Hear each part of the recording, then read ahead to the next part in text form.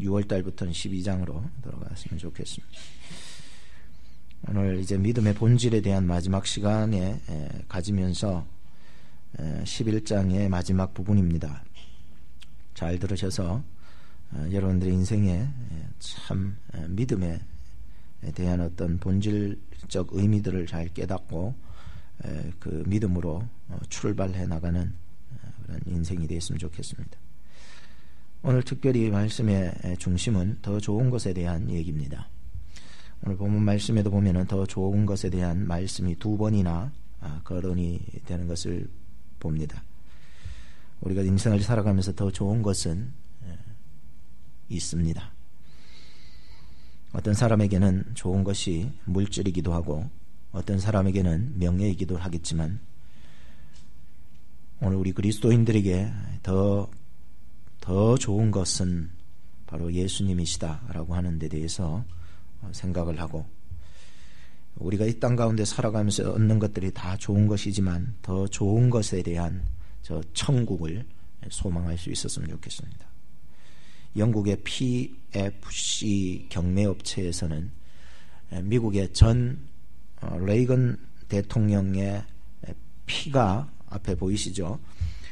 피가 작은 이 유리병에 들어가 있어서 옥션 경매에다가 논란이 되었습니다. 올라 있어서 그래서 미국의 캘리포니아 레이건 재단에서는 영국에서 올린 이 경매업체에 당장 그만둬라. 지금 뭐 하는 짓이냐? 어디 미 전 레이건 대통령의 피를 옥션에다가 올려놓느냐? 당장 중단하지 않으면은 법적인 조치를 취하겠다라고 나오게 된 거예요.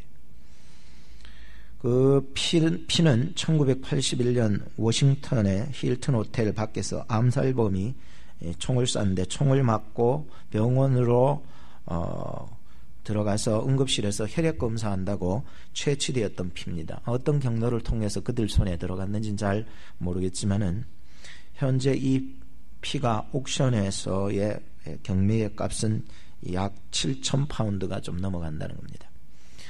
그러니까 미국 달러로는 약 1만 달란트를 호가하는 거죠. 그래서 뭐 계속 있으면 더 올라갈 수도 있겠지만은 아마 중단되리라고 생각을 합니다.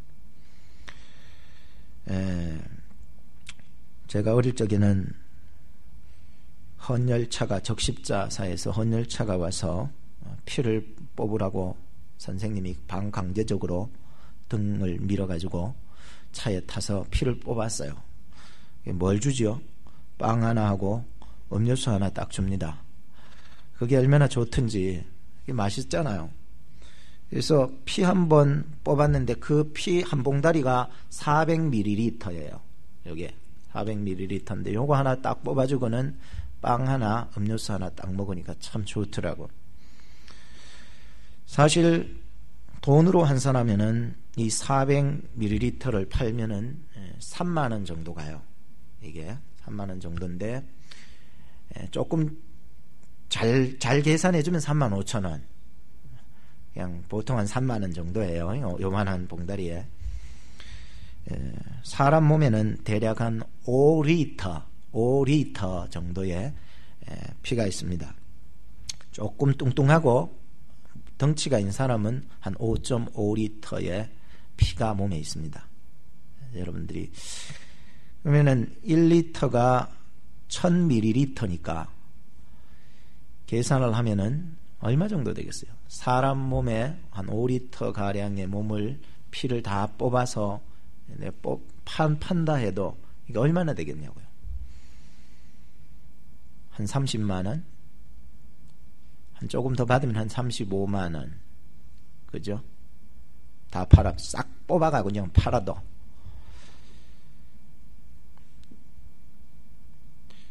우리가 예수 그리스도를 믿고 구원함을 받고 그 믿음으로 천국을 가게 됐는데, 영생을 얻게 됐는데, 예수 그리스도께서 이 일을 위해서 흘리신 피의 값은 얼마일까? 어떤 사람이 만약에 예수님의 피를 어떻게 구해서 그것을 옥션에다가 내놓는다면 그 값이 얼마나 될까? 우리를 구원하시기 위해서 흘려주신 그 피가 옥션에 올려지면 과연 얼마가 될까? 우리는 상상하지도 못할 겁니다. 그것을 어찌 값으로 매길 수 있겠습니까? 예수님이 십자가에 못 박혀서 죽으셨던 그 보혈의 피는 우리를 구속하신 피요, 구원의 피인 줄로 믿으시기 바랍니다. 이거는요, 값으로 칠 수 없는 거예요. 하나님의 사랑이기 때문에. 그래서 찬송할 때도 우리가 그렇게 찬송하잖아요. 우리를 죄에서 구하시려 주 예수 십자가 지셨으니 기쁘게 부르세 할렐루야. 나 구원 받았네. 주의 보혈 능력이 있도다. 주의 피 믿으오. 주의 보혈 그 어린 양의 피가 매우 귀중한 피로다 라고 하는 찬송을 부르잖아요. 우리를 위해서 흘려주신 예수 그리스도의 속죄의 피는 세상에서 가치 있는 것들과 견줄 수가 없고 바꿀 수가 없습니다. 우리 청년들하고 이 말씀을 가지고서 지난주 금요일 날 잠깐 나눈 적이 있었는데, 사람들이 가치 있다고 여겨지는 것들, 뭐 명예, 물질, 뭐 어떤 사람들은 사람도 되겠고 어떤 뭐 기념품도 되겠고 바꿀 수 없는 그런 거예요. 근데 그보다도 더 좋은 것에 대한 어떤 갈망, 영적인 어떤 추구, 어떤 영적인 어떤 바램, 소망, 이런 것들이요, 믿는 자 안에서 일어나야 됩니다. 언제까지만인 여러분 세상의 것에 얽매여서 보이는 것을 가치 있다고 살아가십니까? 우리는 인생을 살아가면서 보여지지 아니하는 것들로 인해서 더 행복할 수 있다는 사실을 깨달아 알아야 되는 거예요. 돈이 많다고 해서, 예쁘다고 해서 오래 살거나 행복하지는 않습니다. 보여지지 아니하는 것들이 우리를 행복하게 해주는 것이 더 많기 때문이죠. 우리는 믿음에 대해서 설교를 듣고 있습니다. 하나님은 보이지 않습니다. 믿음은 잡히지 않는 거예요. 영혼이라고 하는 것은 우리가 볼 수 없는 것잖아요. 예수 그리스도의 보혈의 의미가 하나님의 측량없는 사랑이 오늘 여러분들에게 믿음으로 와닿을 수 있기를 바라는 마음으로 살아가야 되는 거예요. 우리가 지금 살아가고 있지만 우리 시대에 앞선 많은 선진들은 솔라 피데, 오직 믿음으로 순교했고, 솔라 스크립투라, 오직 말씀으로 하면서 순교를 했고, 솔라 그라티아, 오직 은혜로 말미암아 그들의 인생을 슬로건으로 걸며 살아갔습니다. 여러분들에게 신앙에 있어서 슬로건이 무엇입니까? 무엇 때문에 여러분들이 삶의 의미를 찾고 보다 가치 있는 삶을 추구해 나가고 있는 것입니까? 오늘 여러분들의 인생의 슬로건을, 앞선 많은 선진들의 삶의 슬로건들을 이것대로 좀 살아갔으면 어떨까 한번 얘기해 보고 싶은 것이죠. 오직 믿음 때문에, 오직 말씀, 오직 은혜. 보여지지 않지만은 이들은 이것 때문에 목숨을 걸었고 죽었던 것입니다.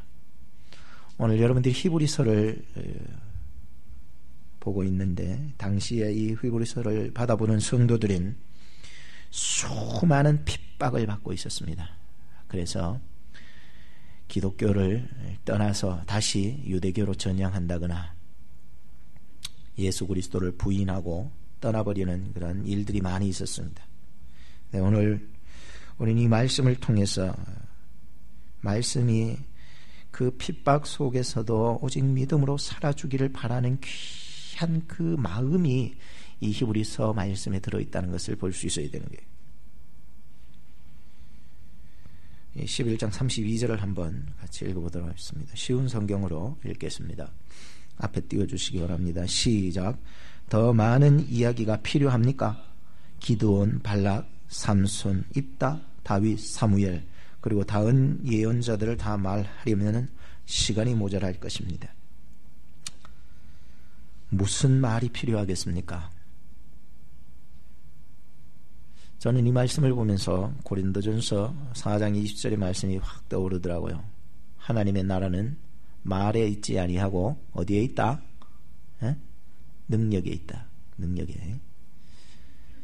인간적인 말을 아무리 많이 한다 할지라도, 많이 설명을 한다 할지라도 믿음은 설명이 안 되는 거예요.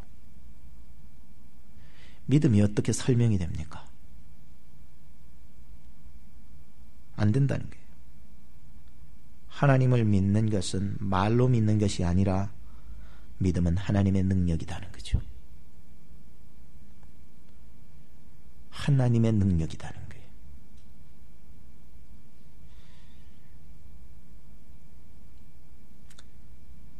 내 믿음은 좋지만, 내 의지는 좋지만, 내 설명은 좋지만 과연 내 믿음이 하나님의 능력인가? 라고 하는 것을 살펴볼 필요가 있는 것입니다. 히브리서 11장을 보면은 앞서 인물들이 오늘 본문에 나오는 말씀 외에도 11명의 인물들이 제시되었습니다. 아벨, 에녹, 노아, 아브라함, 사라, 이삭, 야곱, 요새, 모세, 여호수아 그리고 라합이라는 인물을 거론했었습니다. 계속해서 우리는 그 인물들에 대해서 살펴보았고 또 그들의 믿음이 어떻게 또 믿음으로 살았던지 살펴보았습니다. 그들은 어려운 상황 속에서도 믿음으로 극복했고, 믿음으로 나라를 정복했고, 믿음으로 환난들을 이겨냈고, 믿음으로 구원함을 받게 되고, 믿음으로 정복했고, 믿음으로 쟁취해 나가고 응답받았던 것을 보았습니다. 오늘 나오는 인물을 보면은 기드온, 바락, 삼손, 입다, 왕정시대의 다윗, 마지막 선지자 사무엘, 그리고 수많은 예언자들이 있다라고 말씀을 하고 있습니다. 그런데 그들이 하나님을 믿음으로 말미암아 나라를 정복했다라고 하는 거예요. 기드온도 믿음으로 정말로 믿음 있는 사람 300명의 용 4만을 붙잡고 10만의 대적을 물리쳤습니다. 예? 바락하면은요 1만의 군사로 철병거 시스라가 이끄는 철병거를 완전히 무찔러 버립니다. 삼손하면은 뭐 우리가 너무 잘 알잖아요. 마지막 죽는 순간까지 이 블레셋 사람들의 주요 인사들과 함께 그 성에서 무너뜨리고 죽어서 이스라엘의 권위를 찾았던 인물입니다. 입다라고 하는 사사는 암몬의 수많은 군대가 그의 앞에서 다 항복하는데, 왜? 성령이 그와 함께 하시니까. 이런 인물들은 사사라고 하는 인물들입니다. 그리고 사사 시대에 활동했던 인물들도 다 하나같이 하나님의 능력, 믿음으로 하나님의 나라를, 권위를 세웠고 나라를 찾게 되었습니다. 왕정시대의 다윗도 그렇고 마지막 선지자 사무엘도 그렇고 많은 예언자들도 다 하나님을 믿는 믿음, 하나님의 능력으로 나라를 정복해 나갔습니다. 근데 이 믿음으로 살았던 사람들을 하나하나 다 설명하자면은 시간이 부족할 거래요. 성경에. 그들은 믿음으로 나라를 지켰고 문제를 해결해 고난과 환난과 역경과 죽음까지도 이겨냈던 사람들이었다고 말합니다. 그러므로 믿음은 하나님의 능력인 거예요. 말이 아니에요. 저는 신학교를 다니면서 절대 그런 생각이 들더라고요.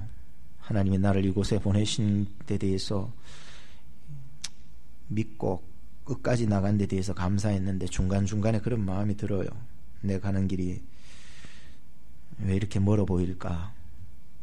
왜 하나님이 나를 내 인생에 이렇게 신학교로 밀어붙여서 돌리실까? 자꾸만 멀어지는 것 같고, 그런 가운데서도 단 하나 지금 와서도 잘했다고 생각되는 것은, 그때는 다 이해가 되지 아니하고 그때는 참 한쪽 마음에서는 다니기 싫었던 마음도 있었지만 그래도 끝까지 그 하나님이 보내신 그 사명과 약속을 믿고 끝까지 한 곡에 1년 2년 학교 하나씩 졸업해 나갈 때마다 너무 감사한 게 믿음이 아니고서는요 도저히 제가 미국에 와서 사는 것도 내 삶이 아닌 것 같아요.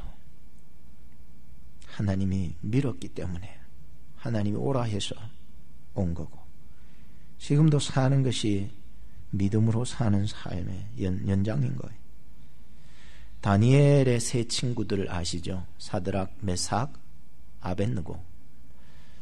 바벨론에 붙잡혀가서 원하지는 않지만은 그곳에서 살게 되었음에도 그들은 우상에게 절하지 않고 풀무불에 들어가게 되었습니다. 우상에게 절만 하면은 풀무불에 안 들어갔지만 그 어린 나이에 바벨론에 붙잡혀가서 끝까지 하나님을 포기하지 않고 섬겼던 거예요.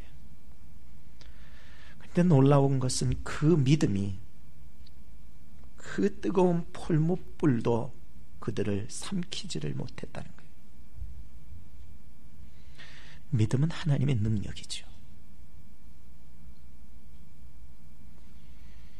다니엘은 어떻습니까? 동료 신하들이 시기해서 모험을 합니다. 그리고 사자굴에다가 집어넣게 되었습니다.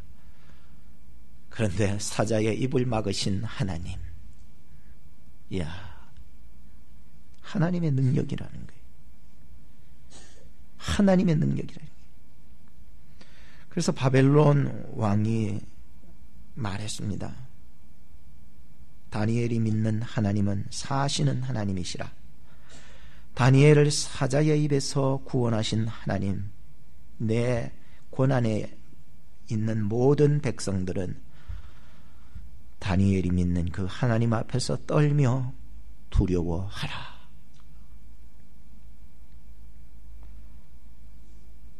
그리고 이 다니엘을 사자굴에 집어넣었던 그 식이 많았던 동료 신하들을 붙잡아 와서 사자굴 속으로 던져 넣은 것입니다.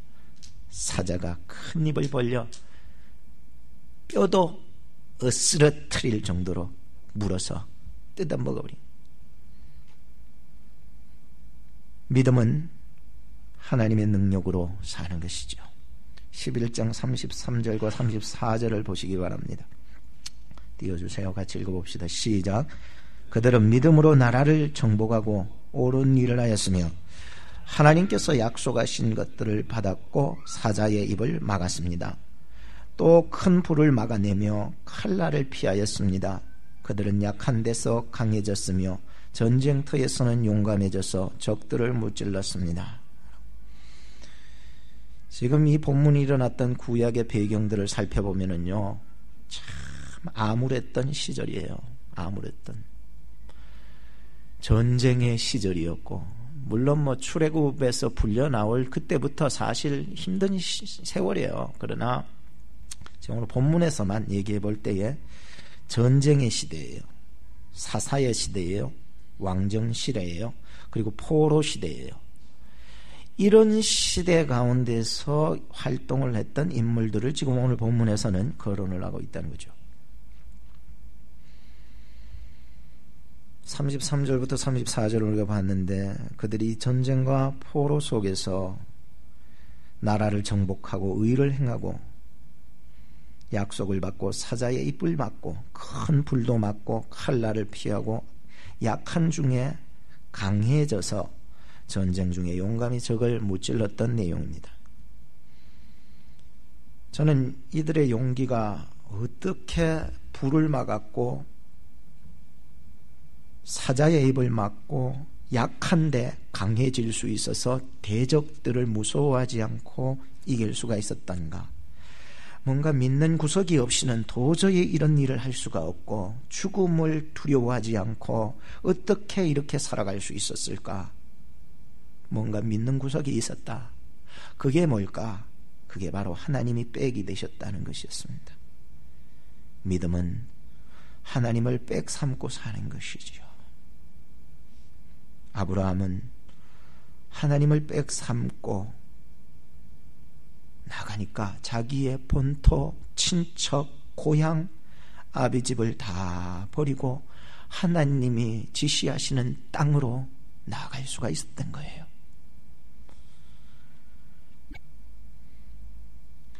어떤 글에서 이런 글이 있습니다. 용감과 무모의 차이가 무엇일까?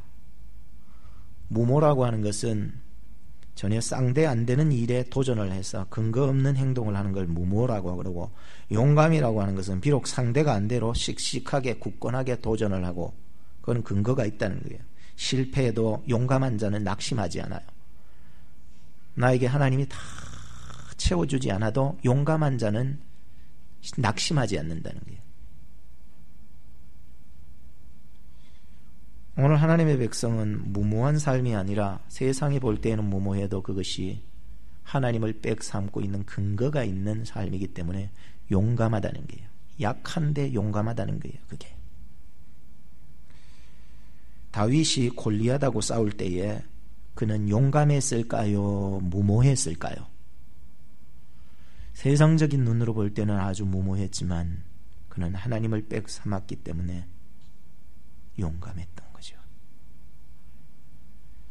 또 하나 얘기할까요? 돈키호테가 커다란 풍차를 앞에 두고 향하여서 막 전진에 달려가잖아요. 용감한 짓입니까? 무모한 짓입니까? 이건 우린 세상에서 무모한 짓이다라고 이렇게 얘기를 합니다. 자기의 힘, 자기의 신념, 자기의 망상으로 나갈 때에는 그건 용감이라고, 성경이 말하는 용감이라고 말할 수는 없는 거예요. 오늘 내가 전진해 나가는 이 신앙의 싸움이 용감한 싸움입니까? 무모한 싸움입니까? 그렇다고 결과가 다 좋다고 해서 다 용감이고 결과가 패하면은 다 무모한 짓일까? 그렇지가 않습니다. 하나님의 약속을 믿는 자에게는 재계, 부활의 영광이 그에게 있기 때문인 것입니다. 비록 이 땅 가운데서는 십자가지만은 저 하나님의 나라에서는 영광이 될 줄로 믿습니다. 한국에서 장애인들이 만나고 싶은 장애인 1위가, 장애인들이 제일 1위로 꼽는 장애인이 누구냐? 김홍빈 씨라고 하는 게, 그는 장애를 극복해냈기 때문이었습니다. 1991년 등반을 했는데 그만 탈진해서 쓰러지고 말아서 16시간 만에 구출을 하게 됩니다. 다 얼었기 때문에 몸은 다 살렸지만 손가락 10개가 동상이 걸려 그만 다 잘라내게 되었던 것이죠. 그때가 28살이었습니다. 그는 처음에 많이 실망을 했지만은 극복했습니다. 손이 안 되면 하체를 더욱 훈련하겠다 해서 남은 것을 훈련시켜 나간 거예요. 21년이 지난 지금 2012년도 그는 지금까지 10손가락이 없는 상황에서 7개 대륙의 최고봉을 에베레스트까지 다 완등을 했던 사람입니다. 김홍빈이라고 여러분 유튜브에 쳐보시면 그에 대한 얘기가 토리로 많이 나올 것입니다. 세상 사람도 뭔가 이런 부활, 재계에 대한 신앙이 있는데 하나님을 믿는 참된 부활을 의지하는 자에게 좀 이런 어떤 극복해 나가는 마음들이 있어야 되지 않겠습니까? 미국의 레나 마리오, 오른편에 여자 보이시죠? 그에게 선천적인 장애가 있어 남은 것은 오직 발 하나뿐입니다. 두 손도 없고 한쪽 발도 쓰지 못하지만 발 하나로 하나님을 찬양하며 감사하며 지금도 선교를 하고 있는 거예요. 오늘 우리는 10손가락이 다 있고 두 손과 두 팔이 다 있음에도 우리 앞에 있는 장애물들이 생겼을 때에 포기해버린다면 그는 바로 실패한 인생이 될 수밖에 없는 것입니다. 오늘 저와 여러분에게는 예수 그리스도 부활의 영광, 재계, 도전, 부활 정신, 이런 것들이 예수 안에서 다시 회복이 되어야 되는 것이죠. 35절 말씀을 읽어보시기 바랍니다. 보십시오. 시작. 여자들은 죽은 가족이 다시 살아난 것을 보았습니다. 또 어떤 이들은 죽은 후에 더 나은 삶으로 부활할 것을 생각하면서 고문을 당하고 풀려날 것을 거절하기도 하였습니다. 죽은 가족이 살아났던 경우는 구약에서 엘리야가 사르밧 과부의 죽은 아들 살려주고 엘리사가 수넴 여인의 죽은 아들 살려주고 신약에서는 나인성 과부의 아들을 살려주고 마르다와 마리아의 오빠를 나사로를 살려주고 사도행전에는 다비다를 살려주고 그 외에 여러 일들이 있습니다만 중요한 사건들이죠. 죽음을 뛰어넘는 것이 오직 믿음뿐이라는 거예요. 사람들이 두려워하는 것 중에 하나가 죽음인 거예요. 죽음. 근데 이 죽음을 뛰어넘는 것이 믿음이라는 거예요. 폴리갑은 로마 박해의 때에 86세에 잡혀서 화영장 앞에서 말했습니다. 관리가 나오더니 폴리갑 속사도지요. 속사도. 사도 밑에 제자니까 속사도 폴리갑에게 말했습니다. 당신 이제라도 그리스도를 부인하면 내가 살려주겠소 라고 합니다. 그럴 적에 이 속사도 폴리갑이 말했습니다. 86년 저는 살면서 하나님이 나를 한 번도 나를 배반하지 않았는데 어찌 내가 하나님을 배반하겠느냐. 이 속사도의 마지막 기도가 오늘날 우리에게 참 유명하게 남겨져 있어요. 이런 내용이에요. 전능하신 하나님, 이 부족한 종을 순교자의 반열에 넣어주심을 감사하나이다. 나를 받아주소서. 이 어려운 잔을 능히 마실 수 있는 힘을 주소서. 당신의 이름이 영광을 받으소서. 아멘 했습니다. 오늘 저나 여러분들이나 믿음으로 산다는 것이 얼마나 중요한 것인 줄 깨닫고 살았으면 좋겠어요. 믿음은 하나님의 능력입니다. 믿음은 부활의 영광을 바라볼 수 있는 것입니다. 죽음을 뛰어넘는 것은 오직 믿음뿐이라는 사실을 여러분 기억하시기 바랍니다. 마지막 때에 여러분을 살려주는 것은 오직 믿음밖에 없습니다. 요한복음 3장 14절에서 16절을 앞에 띄워주세요. 모세가 광야에서 뱀을 든 것 같이 인자도 들려야 하리니 이는 저를 믿는 자마다 영생을 얻게 하리 하심이니라. 하나님이 세상을 이처럼 사랑하사 독생자를 주셨으니 이는 저를 믿는 자마다 멸망치 않고 영생을 얻게 하리 하심이니라. 요한복음 6장 40절에 내 아버지의 뜻은 아들을 보고 믿는 자마다 영생을 얻는 이것이니 마지막 날에 내가 이를 다시 살리리라. 우리 나머지 부분들은 성경을 읽는 것으로만 결론을 짓고 영상을 하나 준비해 주시기 바랍니다. 우리 36절 37절 그리고 39절 40절 할 얘기는 조금 더 있지만 읽는 것으로 마무리하고 영상을 하나 하고 마치도록 하겠습니다. 한번 띄워주세요. 같이 읽어봅시다. 시작. 어떤 이들은 조롱을 받으며 매를 맞았습니다. 어떤 이들은 묶인 채로 감옥에 끌려갔습니다. 그들은 돌에 맞아 죽었고 몸이 반으로 잘리기도 하였으며 칼에 찔려 죽기도 하였습니다. 양과 염소 가족을 두르고 가난과 고난과 학대를 견뎌야 했습니다. 39절 시작. 이 사람들은 모두 믿음으로 이름이 알려진 자들입니다. 그러나 그들 중에 어느 누구도 하나님께서 약속하신 것을 받지는 못하였습니다. 그것은 하나님께서 우리에게 더 좋은 것을 예비하시고 그들이 우리와 함께 완전해지도록 하셨기 때문입니다. 아멘. 더 좋은 것을 예비하신 하나님.